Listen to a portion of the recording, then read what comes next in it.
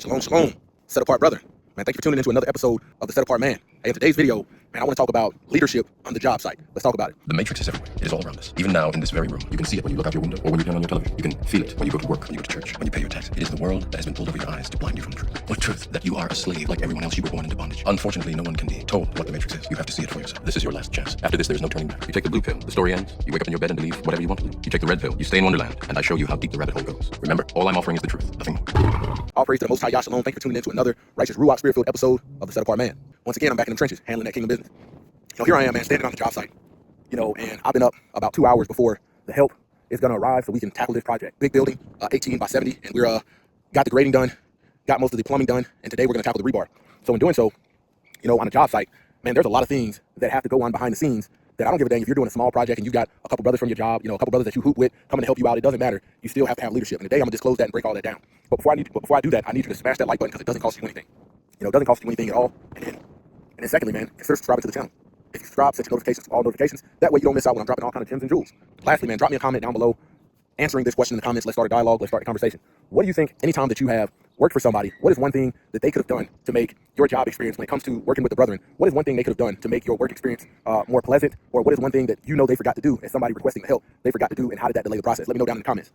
All right, man, so when you get out here, I want you to think about it. Man, if you're running heavy machinery like a skid steer and you're running that all day long from sunrise to sunset, the following day, depending on how many days your project is, man, you need to make sure you have gas. Check your gas levels, okay? Any maintenance that needs to be done. Monitoring your hours. How many hours are you running a project and you got a service interval that needs to be taken care of? Are you going to go by that? But tracking all of that, tracking fuel consumption, because imagine if you got people showing up and you got a guy that knows how to drive it. He's you know how to drive it, but he's going to be the one handling that, and then come to find out you don't have any gas in your equipment. Doesn't matter what your equipment is, okay? Even if you've got power tools, you got generators on the site or something like that, you have to have gas, and that's something that people check, and you lose a lot of time. And you have to stop what you're doing in order to go get gas in the middle of the day. That could take you an hour, depending on where you live. I live in a rural area, so it'll take me about 35 minutes to get to the gas station and back.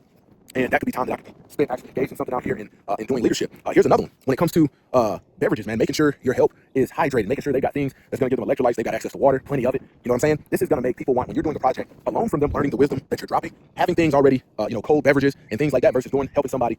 And you like, man, can I get something to drink? And they like, I ain't got nothing to drink. Yeah, they're going to have to stop and take a break to go get Gatorade, to go get all this other stuff when you can have it on the job site. And the reality is, man, when you're doing a job, the reason you provide certain amenities, access to a bathroom, beverages and things like that, is because you're hiring somebody and potentially breaking your brethren off, but the cost is significantly lower than if you were to pay somebody to come in and do the work rather than the brethren doing it yourself. But that comes with leadership and know-how.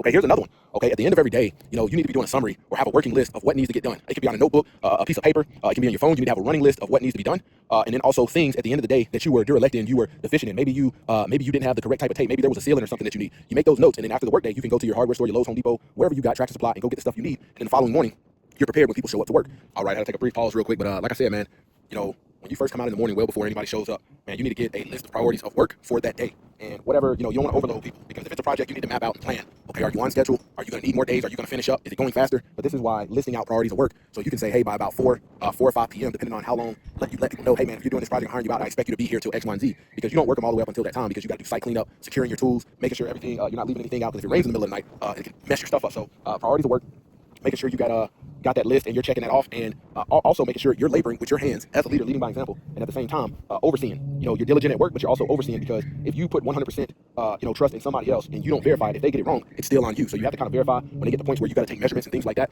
Take measurements and verify, because once again, it's your project. It's your project. Somebody might want to cut a corner and mess something up half an inch, but half an inch, on plumbing and things like that can make a big difference in you having future clog and future drainage problems in the future. But that having an extra half inch of slope might be what you need. So you have to verify all of that stuff. You got people, for example, setting the forms, checking that laser level, because every once in a while you'll have somebody, rather than stepping over the forms, they'll step on the form as a step and then get in. And what'll happen is your pitch and your slope will be off. And here you are pouring, something for a building or a pad, and it's not level. It's thrown off a level, even though you initially said it. But you constantly have to check this, because once that concrete truck gets here, there's only so long that they're going to wait. If you have to, say for instance, you had to coordinate a crane or anything like that, you want to verify the day prior. Hey, are we still good for tomorrow at this time? Blank, blank, blank. If you've got heavy equipment rental, because let's face it, you may not have the equipment on hand, but you got to go to Lowe's, Home Depot, and rent the equipment.